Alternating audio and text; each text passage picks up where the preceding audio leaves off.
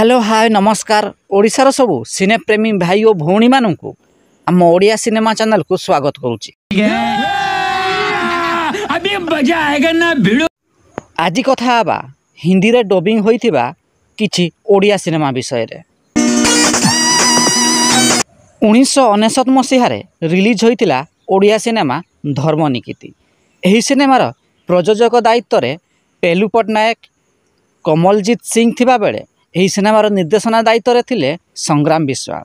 एही सिनेमार मुख्य भूमिका रे सिद्धांत महापात्र, मिहिर दास, उत्तम महांती, अपराजिता प्रमुख अभिनय करथिले।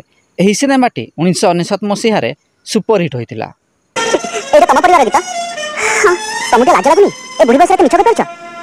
एहार दीर्घ 23 वर्ष परे अर्थात 2022 मसीह रे एही सिनेमा को हिंदी रे डबिंग करा जाइथिला। एही सिनेमार ना रखा जाइथिला तकदीर।